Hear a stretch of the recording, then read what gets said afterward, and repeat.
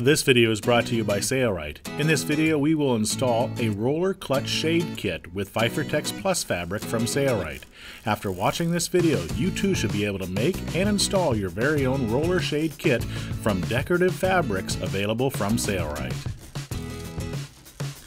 The roller shade clutch kit from Sailrite comes with two mounting brackets which will need to be secured to the window casing.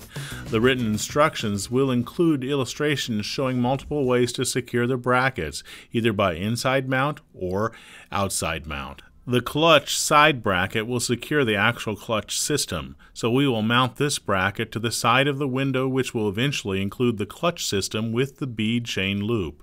This customer did not want the holes drilled in the vertical casing board, so we will install the brackets to the top horizontal window casing. Try to position them as close to the window as possible, but still allow enough room for the shade fabric to roll up and down without being impeded by any of the actual window frame. Here we have marked our holes and are now pre-drilling our screw holes. The mounting screws are not included in the kit.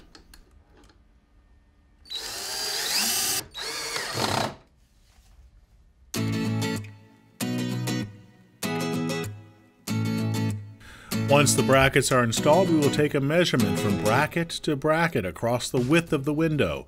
We will use that measurement minus 2/8 of an inch to cut both the roller and the wood slat. Our measurement from bracket to bracket was 38 3/8 inch. Subtract 2/8 of an inch and we get 38 1/8 inch. We will mark our roller and the slat to that length.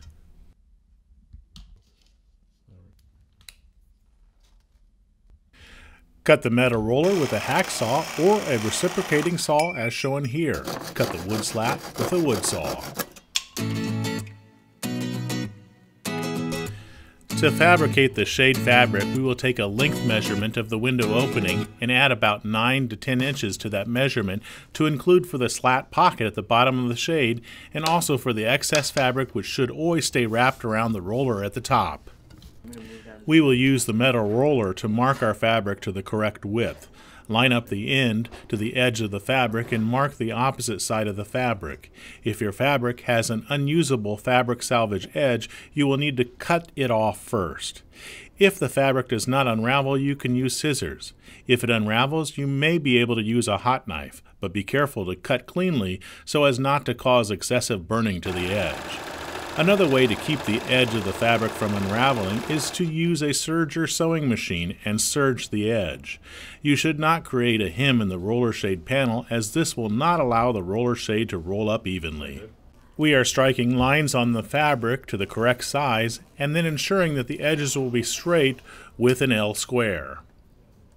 We can cut this Fabric Plus mesh fabric, available from Sailrite.com, out with scissors because the edges will not easily unravel. The most important step in creating roller shades is to be sure the fabric is square and edges are cut straight. So take your time here and double check your marks before cutting. To create a pocket for the wood slat, we will be using a double-sided tape or seam stick to base the rolled hem in place. We will first create a 1/2 inch hem here. Again, be sure the hem is straight and true, so the edges will be square. Once that is done, we will place the seam stick yet again on top of that hem and then create a pocket large enough to accommodate the wood slat.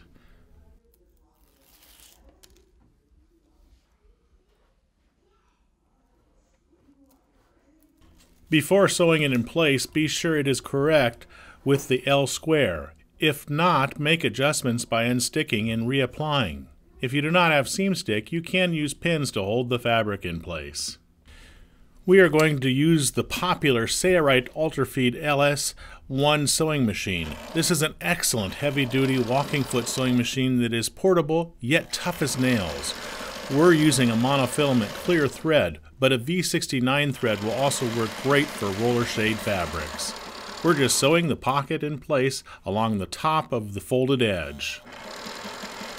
Peel the yellow plastic backing from the sticky tape on the roller. For a regular wound shade, affix the top face of your shade cloth to the roller. For a reverse wound shade, affix the back side of the shade cloth to the roller. Be sure to adhere the cloth straight onto the roller so the shade rolls up evenly.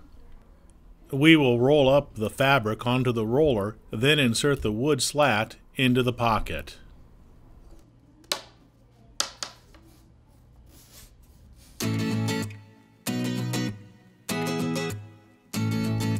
To insert the bead chain into the clutch, feed it into the opening at the bottom and pull it up and over the end plug.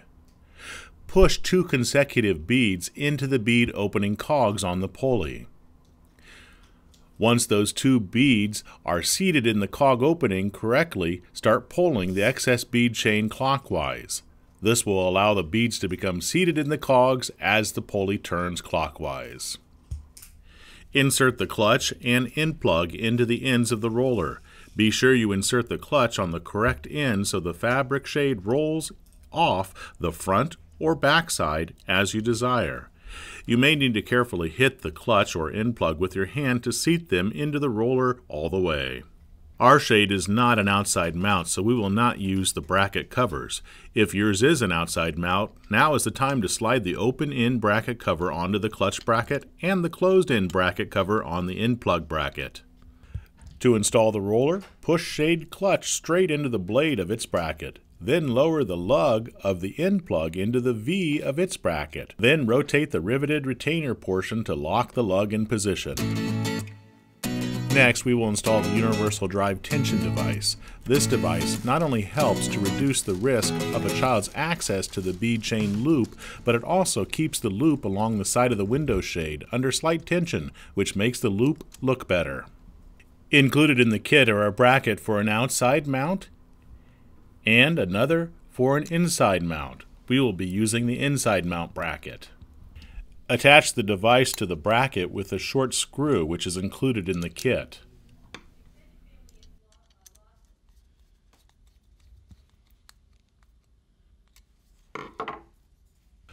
Pull down on the bracket and drop the chain or cord loop into the device. While pulling the bracket down, insert the slider from the side into the center of the device and push up into place. Now the device is attached to the loop. The device can easily move along the loop by pulling down the screw hole. Pull down on the bracket. Align the center of the screw's hole part with the indicator line on the device. Then mark and pre-drill the screw holes.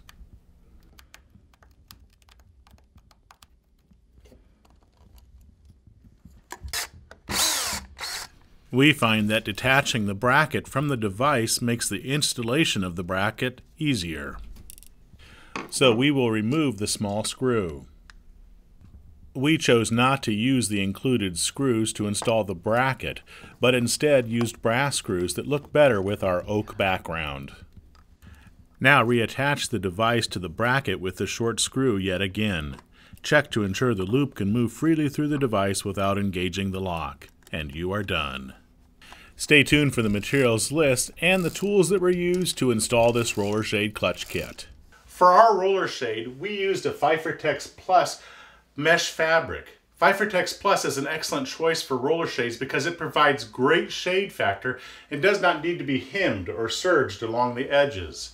You can use any style of fabric you choose. We have a large selection of fabrics from great brands like Sunbrella and Waverly online at Sailrite.com. Keep in mind when choosing a fabric that you cannot hem the sides, because if you do, it will not roll up evenly.